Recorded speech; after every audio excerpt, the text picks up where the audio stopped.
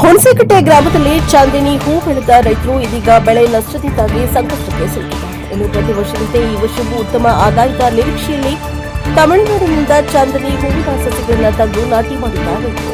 ಬೆಳೆ ಹುಲ್ಸಾಗಿ ಬಂದಿದ್ದನ್ನ ಕಂಡು ಸಂತಸಗೊಂಡಿದ್ರು. ಆದರೆ ಇದೀಗ ನುಸಿ ರೋಗದ ಬಾಧೆಯಿಂದ ಇಡೀ ಬೆಳೆ ಹಾಳಾಗುವ ಆತಂಕ ಎದುರಾಗಿದೆ. ರೋಗ ನಿಯಂತ್ರಣಕ್ಕಾಗಿ ರೈತರು ಸಾವಿರಾರು ರೂಪಾಯಿ ಖರ್ಚು ಮಾಡಿ ವಿವಿಧ ಔಷಧಿಗಳನ್ನು ಖರೀದಿಸಿ ಸಿಂಪಡಣೆ ಮಾಡುತ್ತಿದ್ದಾರೆ.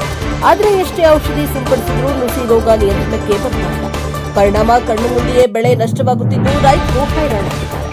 ಬೆಳೆಯನ್ನ ಕಿತ್ತು ಕುರಿಗಳನ್ನ ಬಿಟ್ಟು ಮೇಯಿಸಿ ಆಕ್ರೋಶ ಹೊರಹಾಕಿದ್ದಾರೆ. ಇನ್ನೊಂದೇ ರೈತರಿಗೆ ಸೂಕ್ತ ಮಾರ್ಗದರ್ಶನ ನೀಡಬೇಕಾದ ತೋಟಗಾರಿಕಾ ಇಲಾಖಾ ಅಧಿಕಾರಿಗಳು ಮಾತ್ರ ಜಮೀನು ಅಂತ ಇಡಿಕೆಯೂ ಕೂಡ ನೋಡ್ತಾ ಇಲ್ಲ ಎಂಬ ಆರೋಪ ಕೇಳಿಬಂದಿದೆ. ರೋಗಕ್ಕೆ ಯಾವ ಔಷಧಿ ಬಳಸಬೇಕು ಎಂಬ ಸ್ಪಷ್ಟ ಮಾಹಿತಿ ಇಲ್ಲದೆ ಔಷಧಿ ಅಂಗಡಿಗೆ ಹೋದ ರೈತರಿಗೆ ಒಂದರ ಬದಲು ಮತ್ತೆರಡು ಔಷಧಿಗಳನ್ನ ನೀಡಲಾಗ್ತಾ ಇದೆ. ಹಣ ಖರ್ಚು ಮಾಡಿ ಔಷಧಿ ಸಿಂಪಡಿಸಿದ್ರು ಪ್ರಯೋಜನವಾಗ್ತಾ ಇಲ್ಲ ಎಂದು ಹುಣಸೇಕಟ್ಟೆಯ ರೈತ ರಂಗೇಗೌಡ ತಮ್ಮ ಅಳಲನ್ನ ತೋಡಿಕೊಂಡಿದ್ದಾರೆ. Bureau report Harish NKS TV4 ಚಿತ್ರ. ಇದಕ್ಕೆ ಸಂಬಂಧಪಟ್ಟ ಇಲಾಖೆ ತೋಟಗಾರಿಕೆಯರು ಯಾರ್ಯಾರು ಕೃಷಿ ಇಲಾಖೆಯರು ಒಬ್ಬೊಬ್ರು ಬರ್ತಾ ಇಲ್ಲ, ಏನಿಲ್ಲ. ಒಂದೊಂದು ಅರ್ಧ ಎಕರೆ ಗಟ್ಟಲೆ ಒಂದೊಂದೇ ದಿನಕ್ಕೆ ಎಲ್ಲ ತಿಂತಾ ಇದಾವೆ ನುಸಿ. ಎಷ್ಟು ಔಷಧಿ ಹೊಡೆದ್ರು ಕಂಟ್ರೋಲ್ ಪರಿಹಾರ ಕೊಡಬೇಕಂತೇಳಿ ಕೇಳ್ಕೊಳ್ತಾ ಇದೀವಿ. ಹುಣಸೇಕಟ್ಟೆ ತುರ್ನೂರು ಹೋಬಳಿ ಹುಣಸೇಕಟ್ಟೆ ಅದಕ್ಕೆ ಎಲ್ಲ ಮ್ಯಾಕಿಗೆ ಹಿಂಗೆ ತರದು ರೋಡಿಗೆ ಹಾಕ್ತಾ ಇದೀವಿ.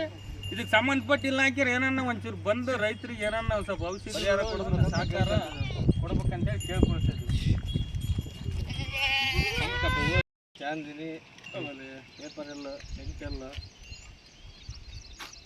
ಪರ್ಪಲ್ ಪ್ರತಿಯೊಂದು ಹೂವಿಗೆ ಭಾರಿ ನುಸಿ ಆಗಿಬಿಡುತ್ತೆ. ಇದಕ್ಕೆ ಸಂಬಂಧಪಟ್ಟಂಥ ಅಧಿಕಾರಿಗಳು ಯಾರು ಸ್ಪಂದಿಸ್ತಿಲ್ಲ, ಯಾರು ಬರ್ತಿಲ್ಲ. ರೈತರದ್ದು ಕಷ್ಟ ಹೇಳಂಗಿಲ್ಲ. ಅದು ವಾಯ್ಸ್ ಅಧಿಕಾರಿಗಳು ಕರೆದು ಬರ್ತಾರೆ, ಹುಣಸೇಕಟ್ಟೆ ಸ್ಪಂದಿಸ್ತಾರೆ ಯಾರು. ಇದು ಈ ಹೂವು ಇದು ಭಾಳ ಬರಗಾಲ, ನೀರೆಲ್ಲ ಭಾಳ ಇದಾಗಿ ಹೋಗ್ತೈತೆ. 1000 ಅಡಿ 500 ಅಡಿ ಹೊಡೆದ್ರೆ ಬೋರ್ಗಳ ನೀರಿಲ್ಲ. ಅದ್ರಾಗ ಅಲ್ಪ ಸ್ವಲ್ಪ ಬರೋದ್ರಾಗೆ ಹೂವು ಬೆಳೀತಾ ಇದೀವಿ. ಭಾರಿ ಡ್ರಿಪ್ಸು